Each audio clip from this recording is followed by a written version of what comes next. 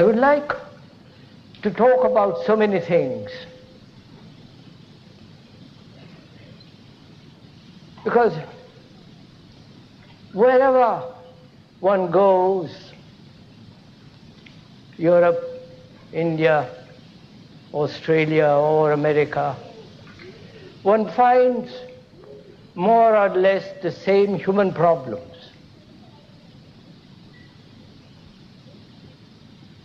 Most human beings in the world are so confused and living a contradictory life. They are thoroughly unhappy, utterly miserable, and in great deal of sorrow. And one's life seems to be a battlefield from the moment you're born till you die. One finds right through the world division, nationalistic, linguistic, religious differences, one sect opposed to another, one way against another, each saying its way is the best and the only one, and so on. There is division, conflict, and war.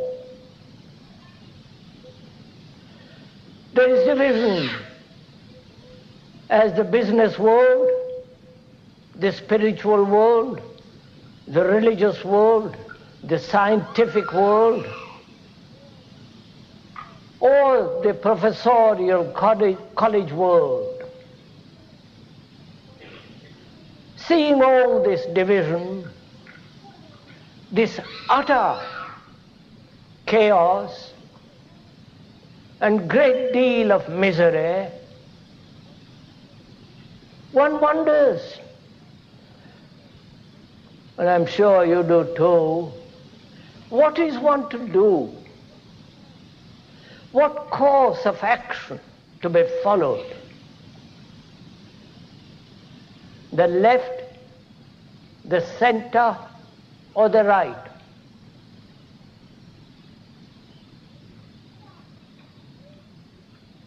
Or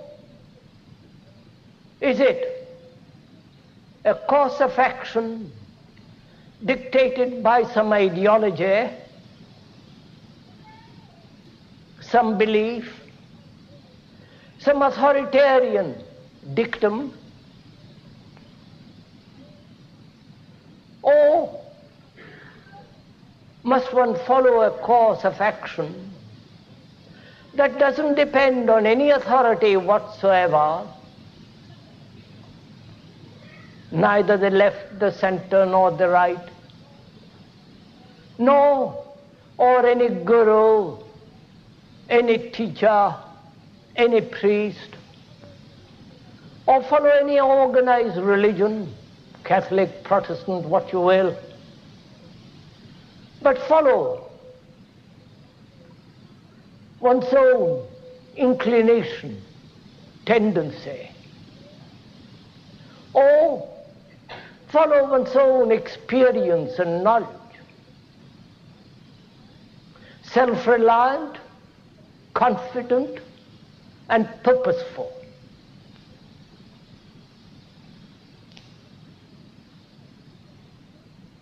There is so much contradiction, not only outwardly, but also inwardly. And what is one to do?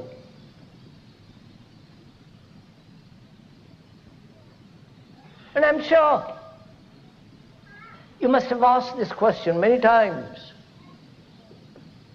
The more serious one is, the more earnest, and not seeking entertainment,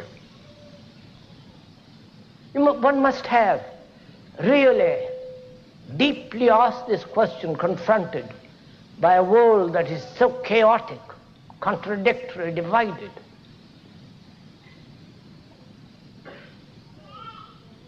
Knowing very well that one has lost faith,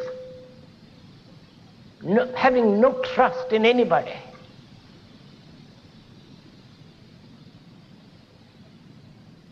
No teacher, no professor,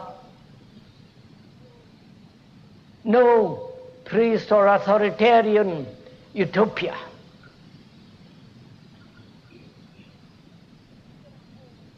If you're at all serious, and I hope you are at least for this afternoon, you must have not only asked such a question of yourself, but also have found a responding answer to the challenge. What is one to do? Not having faith in another, not be dependent on some savior, some teacher, some authority, then where are you to look for light, for an understanding?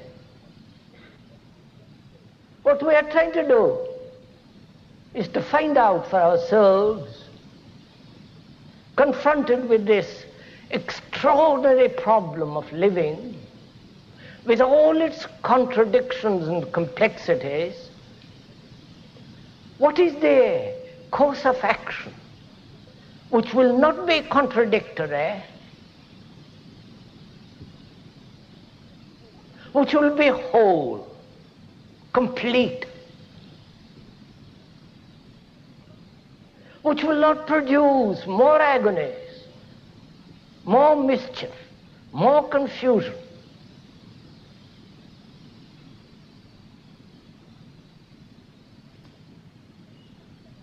And to find that out is our problem. And I think that's the only problem in life. An action that is not broken up, that's not contradictory, that is continuous, whole, complete and total, so that it doesn't bring more sorrow, more confusion. And if you will, we will go together into this question.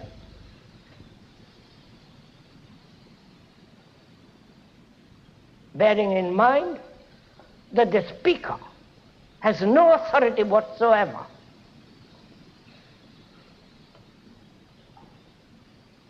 Because both of us are going to examine, observe this phenomenon called life, living, and find out the truth of the matter. If there is an action,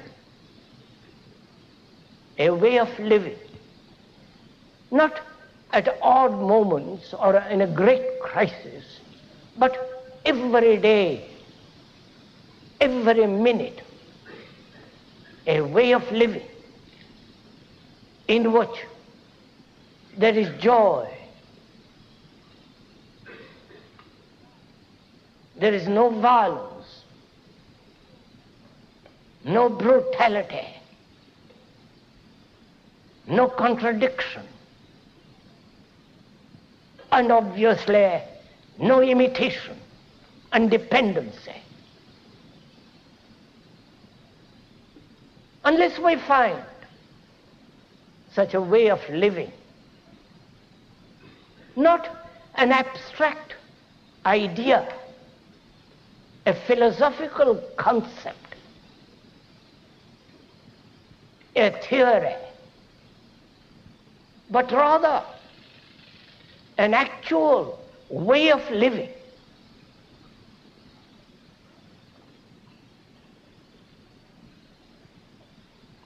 Whether there can be an action so complete, so whole, so completely non-contradictory,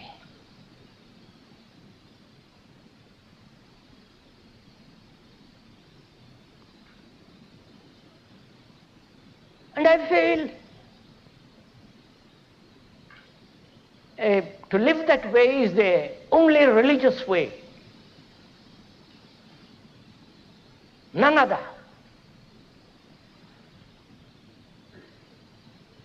We are using the word religion, not in the accepted sense of that word, which is to believe in something. Believe in God or no God, or believe in some conceptual ideation. We are using that word, a way of life in which every action is whole, complete and full of ecstasy. Now we are going to go into that. First of all, to understand all this, we must establish right relationship between us, between you and the speaker.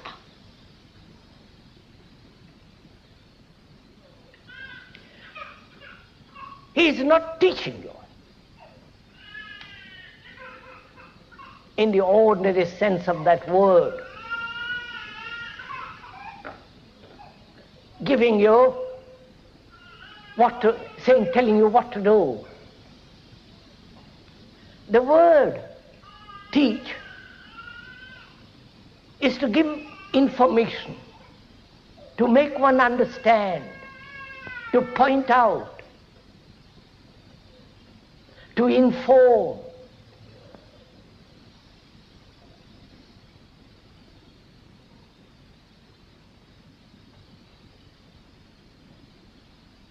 And one can teach mathematics, give you some scientific information. But here, there is no teacher. And we really mean it. Because each one of us has to be his own teacher and his own disciple.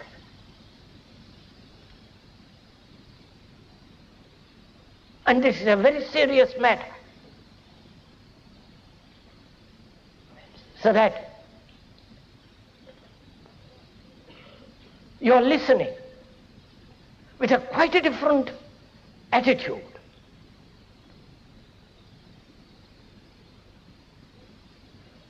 You are listening to the speaker, to the words he is using, and understanding those words, watching through those words all your own reactions and responses and conditioning.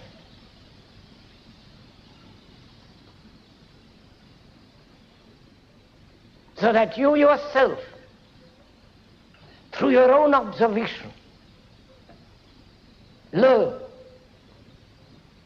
So the speaker becomes a mirror in which you are observing yourself.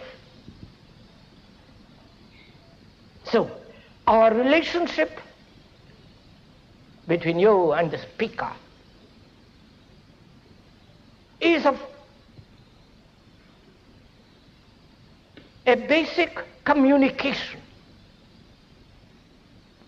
communication being, sharing together, understanding together, working together. That's what the word communication means, to commune. So, seeing all that, not as a theory, not something that is extraneous to you, but actually, that's your life. Your daily contradiction, your daily battle, your daily irritations, anger, hatred, brutality.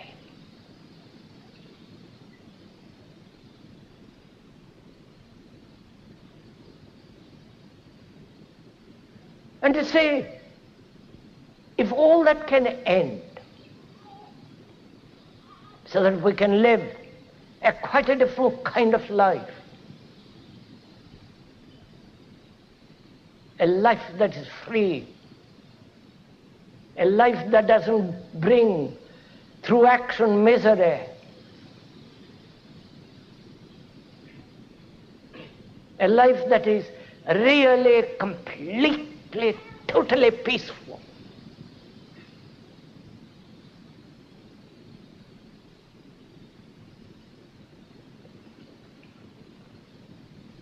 So one asks, observing all this,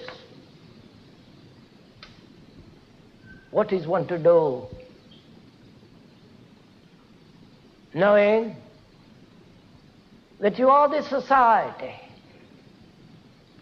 and the society is you. You are the world, and the world is you, which is not just an idea, but a fact. You have created this world by your greed, anger, ambition, competition, violence. Inwardly you are that, and outwardly you have wars. You have all these divisions, the black and the white and the pink and the blue and all the rest of it.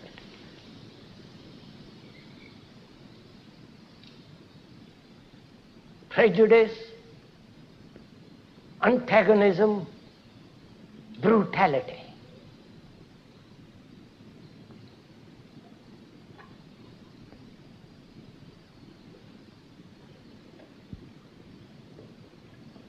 We know this. Either you know it as an idea,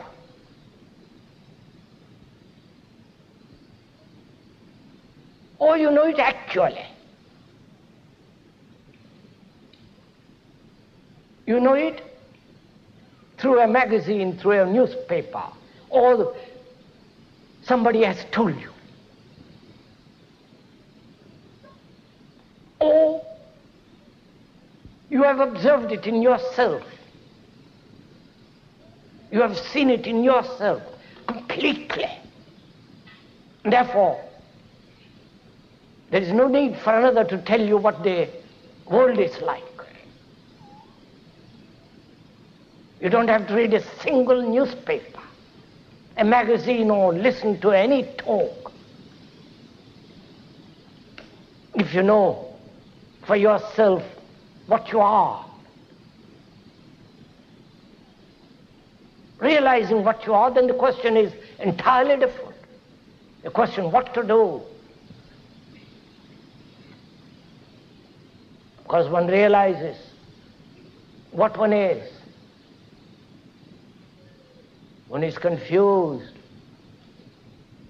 as the world is.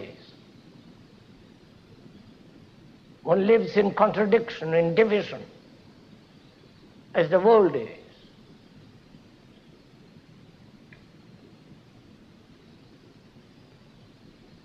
And without understanding oneself, not only at the conscious level, but also very much deeply, very profoundly. Unless there is this understanding, not according to some analyst, Freud, Jung, or your own particular pet analyst, but to understand yourself as you are. And in the understanding of that, the question of what you are to do becomes entirely different. Because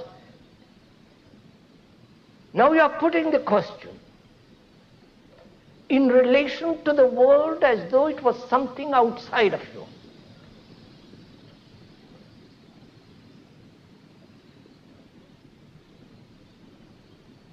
To what political party you should join,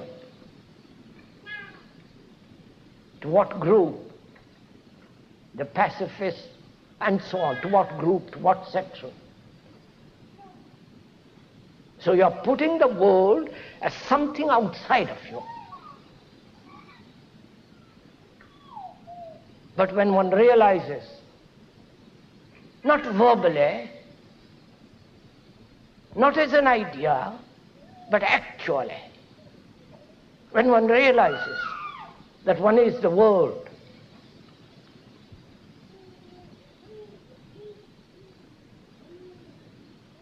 and one's responsibility to the world is the responsibility of understanding yourself so completely.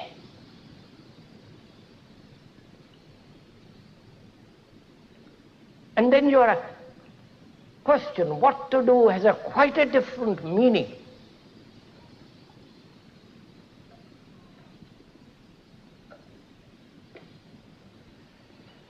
So the question is,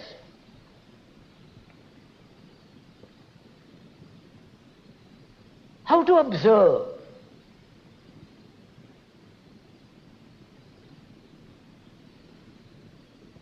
How to observe oneself?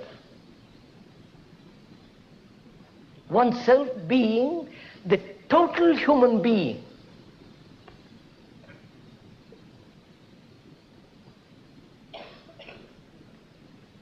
You are not an American, though you may have the label as the American.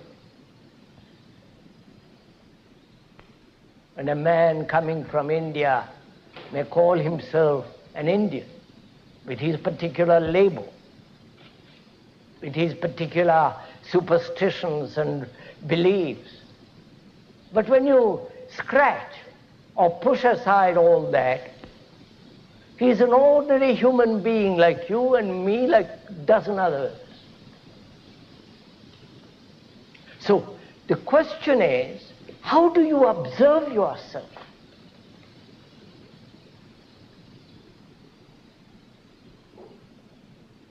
Because without knowing yourself, who is the world, not an individual. The word individual means a total entity, indivisible.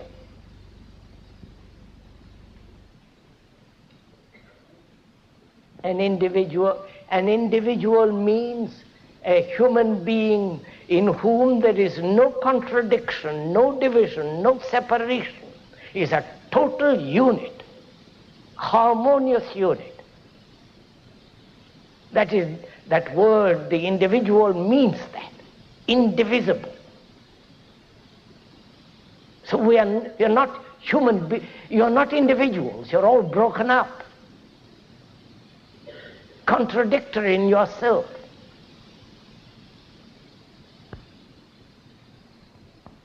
So, how are you to look at yourself? Please do listen to this. It's quite absorbing, this. It demands a great deal of intelligence. It's great fun. much more fun than any book.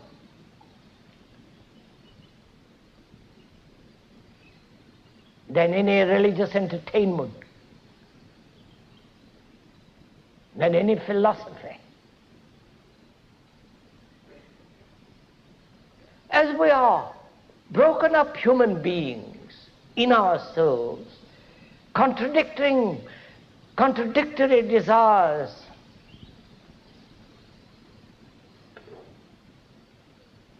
feeling inferior or superior, being afraid,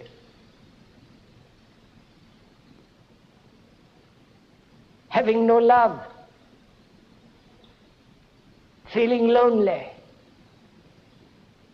fragmented, not only superficially but deeply. How are you to observe one fragment? Observe the rest of the fragments?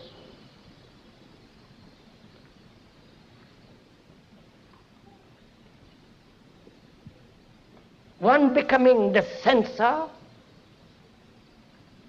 the examiner, the observer, watching over the rest of the fragments. And what gives him the authority over the other fragments?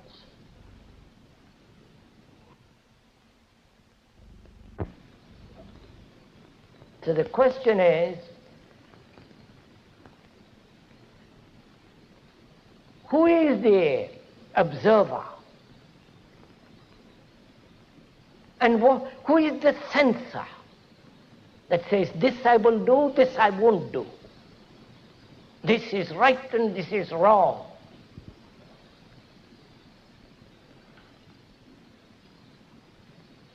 This path I will take and I won't tread that path. I'll be a pacifist with regard to this war, but I have other favorite wars.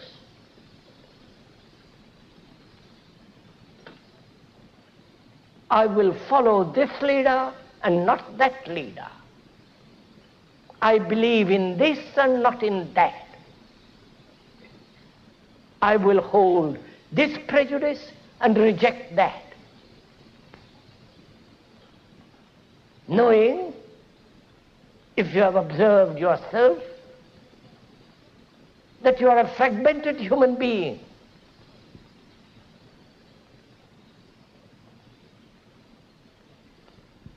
And therefore, being fragmented, contradictory, living in constant conflict,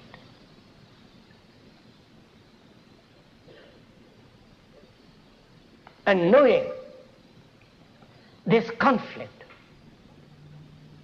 one fragment of this many, many fragments takes charge, becomes the authority, the censor, and his observation must inevitably be contradictory. Right? I hope you're following all this.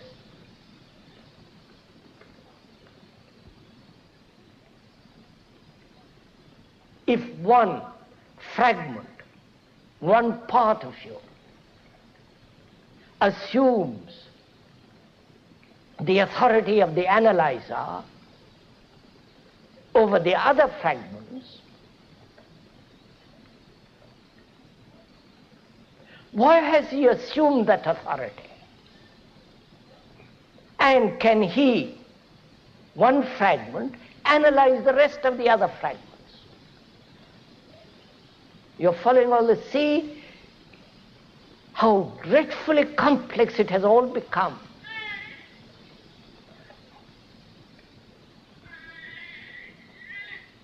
Whether you are analyzed by a professional or you analyze yourself, it is still the same pattern. So it's very important to find out how to observe. How to observe all these many contradictions which make up our life. How to observe the whole of those fragments without another fragment taking place. But it's very important to find out, because as long as there is contradiction, division in oneself, there must be conflict, there must be violence, which expresses itself in the world, outside, in society. And as long as this fragmentation exists within one, there can be no peace. And a man who really deeply wants to understand and live a peaceful life, a life of love, must understand this question completely. Therefore, it's a very serious matter. Not just an afternoon's listening to a few words.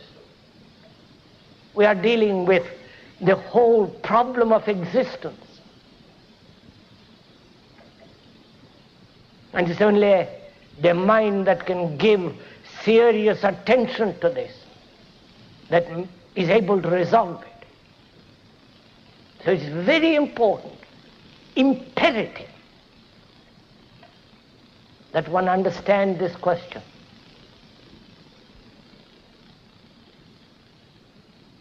How do you observe?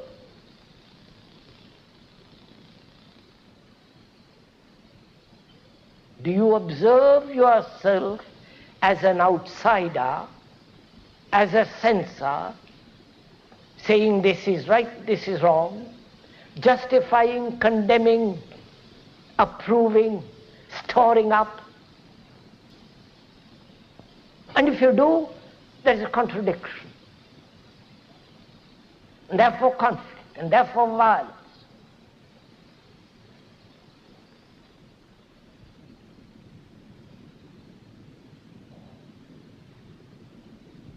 How do you observe? Do you observe through an image? When you observe a tree, do you observe with knowledge of that tree? The knowledge that separates you from the tree, divides you, brings about a space between you and the tree. How do you observe? How do you observe your wife and your husband? Or your girl or boy? How do you observe them? Watch yourself, sir. Please do it as we are talking. Don't make notes. Don't fiddle around with tape recorder. But watch it. How do you look at another?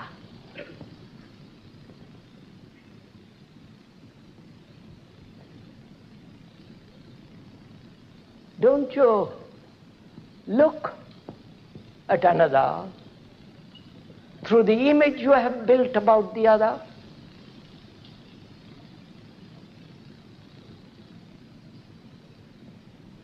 The image that you have been building for many years, or perhaps 2 days.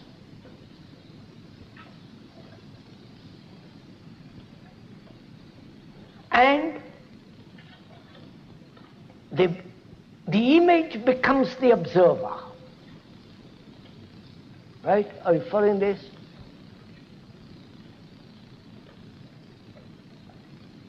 So, the image, or through the image you look.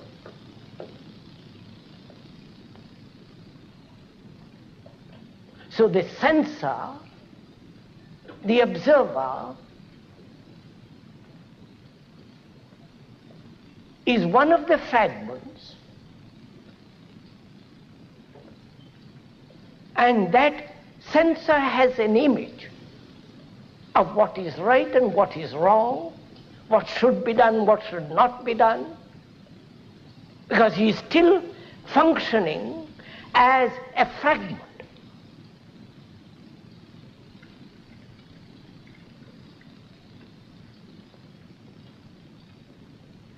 So the question from this arises whether one can observe without any fragment.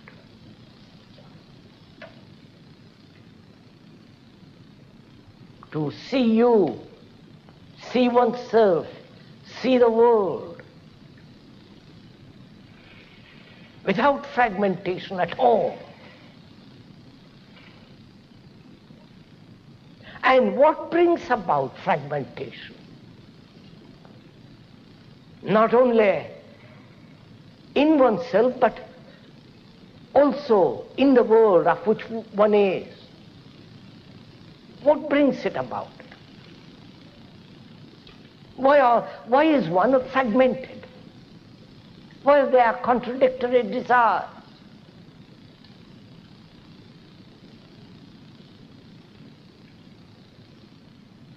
Right? Now,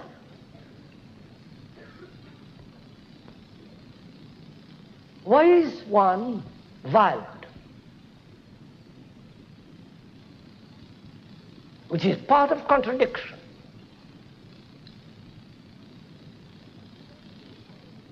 There are many causes why human beings are violent. Lack of physical space,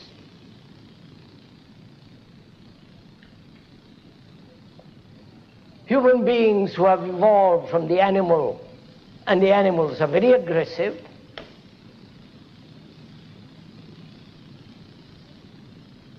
and people love being aggressive.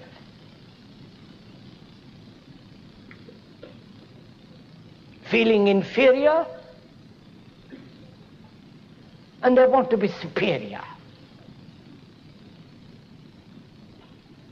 And so on. There are many causes. And most of us spend our time discussing the causes, explaining the causes. Each professor, each specialist, each writer, according to his conditioning, explains the causes. Volumes are written why human beings are violent. But at the end of the volume, human beings still remain violent.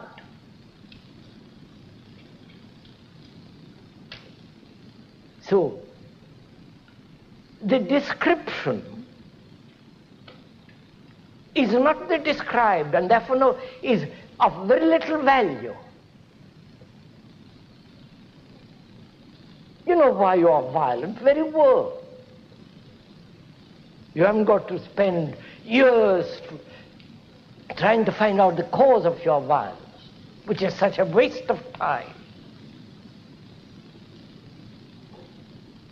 But to observe violence as it is, without the censor, who then separates himself from the fact that he is violent. Are we meeting each other? Are we communicating with each other?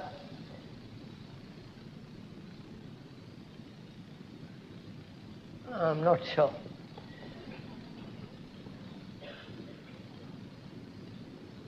Look, sirs, this is really very important to understand. So let's go into a little more.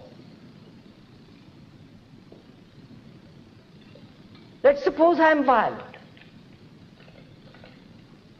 Anger, jealousy, brutality, driving ambition that brings about competition. And I'm always measuring myself against somebody else.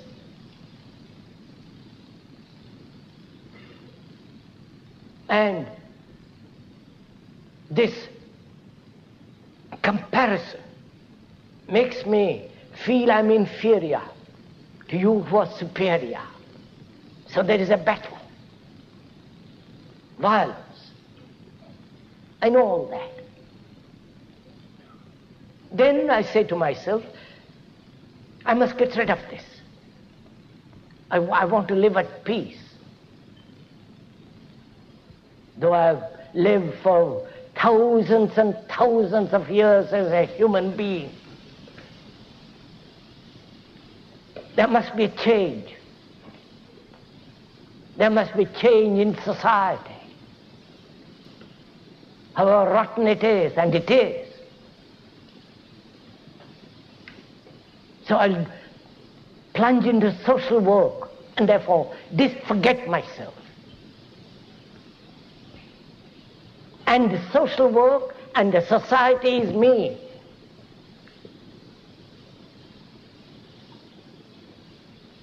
So I'm escaping from myself and realizing all the tricks the mind plays upon itself. Now I look at myself, I'm violent. And how do I look on that violence? As a censor who condemns violence or justifies violence,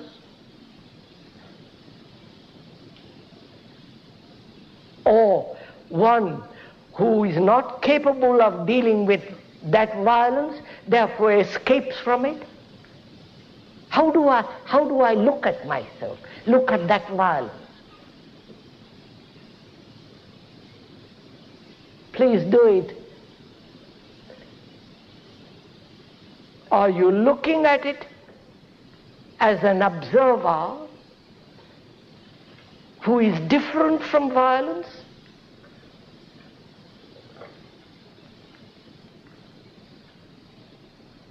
The observer who is separate, who condemns, justifies, and says this is right, this is, and so the observer looks at the violence, separates himself from violence and condemns it.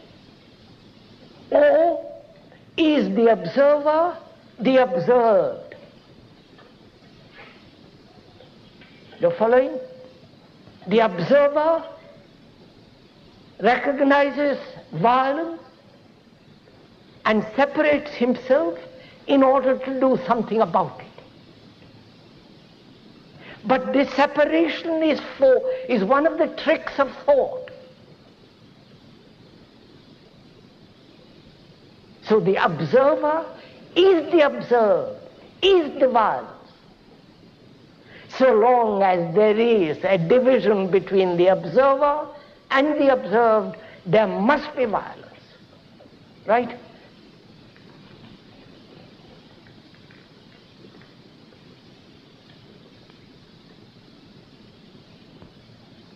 So when I realize that, not verbally, realize with my heart, with my mind, with my whole being,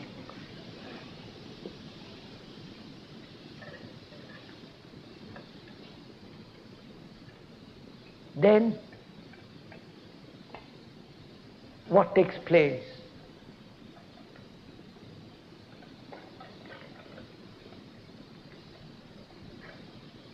You understand my question?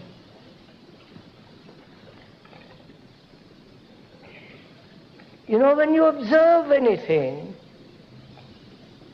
there is always not only a physical separation, distance, space,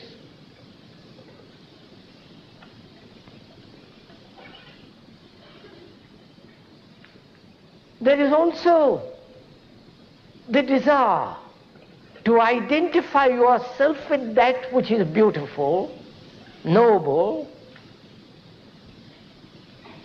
and not identify yourself with that which is not. So identification is part of the trick.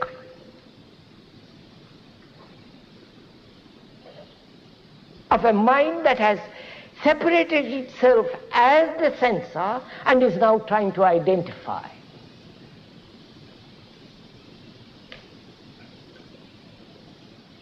But whereas when the observer becomes aware that he is part of the observed, and he is,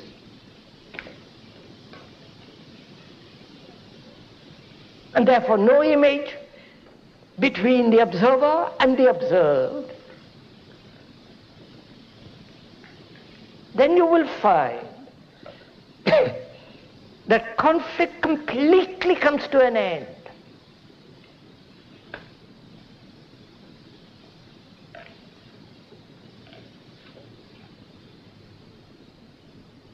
This is real meditation. This is not just a trick.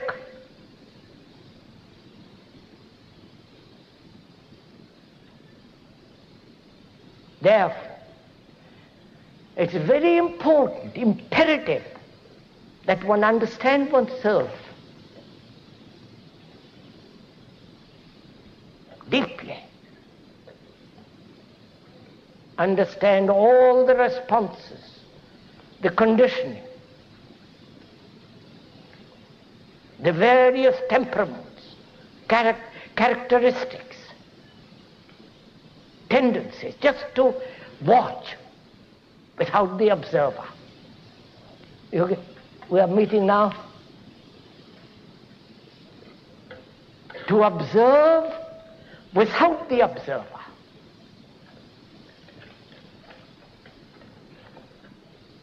And that is the act of learning. And so that's the act, that is the action. Now, there is a difficulty in this. One is observing oneself. One wants to learn about oneself. The more you discover, the more you understand, the greater the freedom.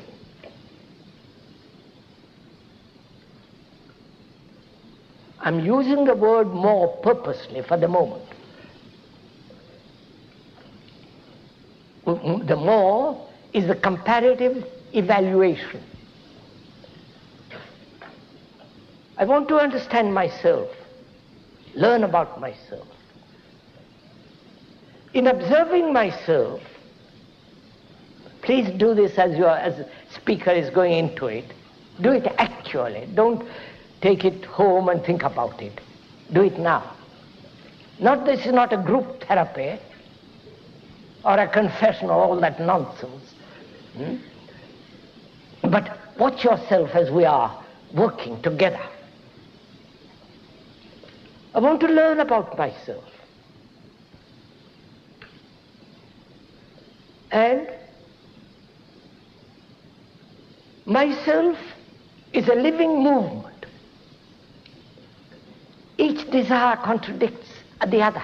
They're living, moving, they're vital.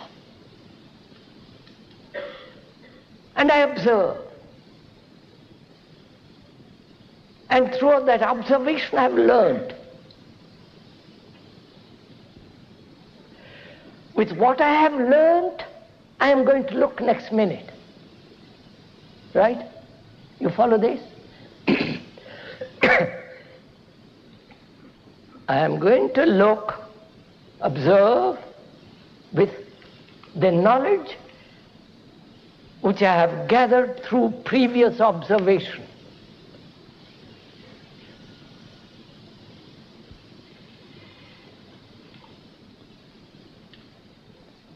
Am I learning? Is there learning then?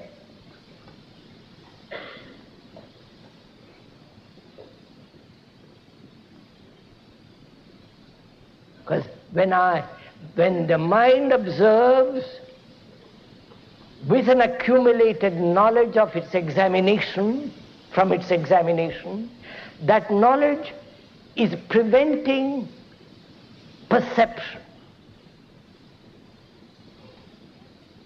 That knowledge is preventing the freedom to look, see the difficulty. So can the mind observe without accumulation?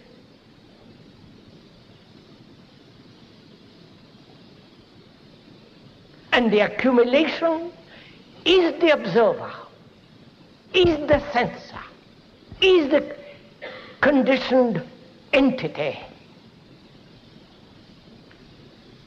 Therefore, to look without accumulating, that is, look,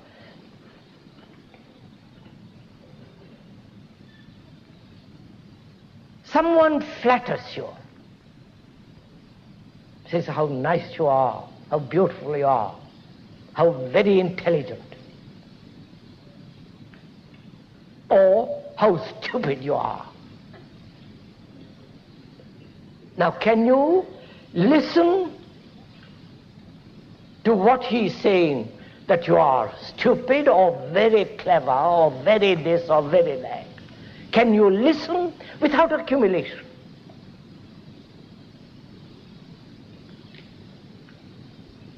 That is, without accumulating the insult or the flattery.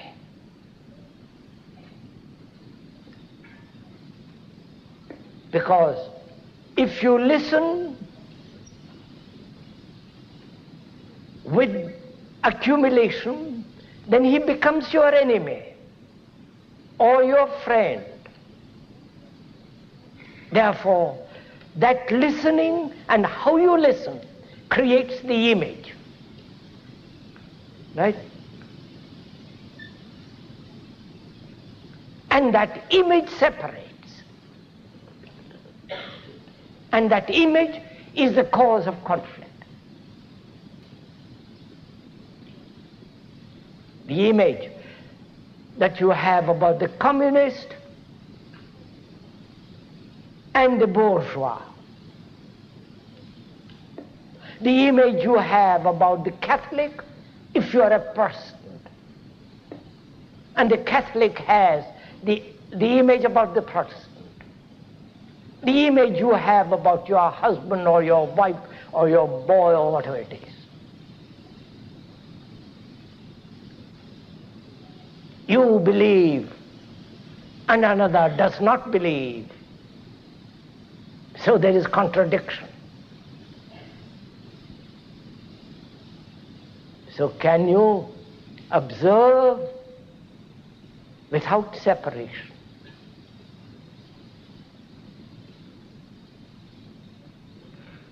Can you observe at the moment of violence, at the moment of your anger, without the censor? See how difficult it becomes if you're not aware at that moment. If you're not aware at that moment, you've already created the image.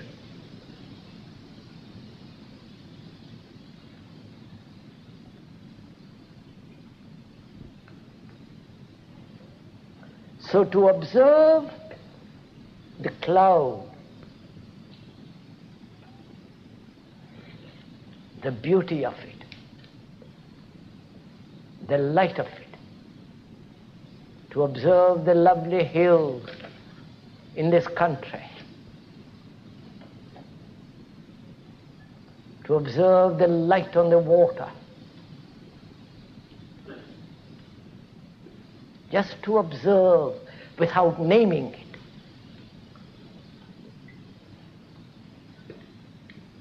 Because that the naming, the knowledge, the experience prevents the mind from observing totally. So when the mind can look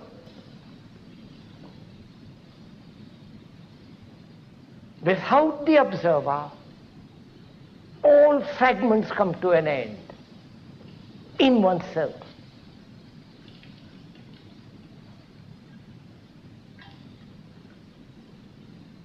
And this is really very important to grasp, to understand.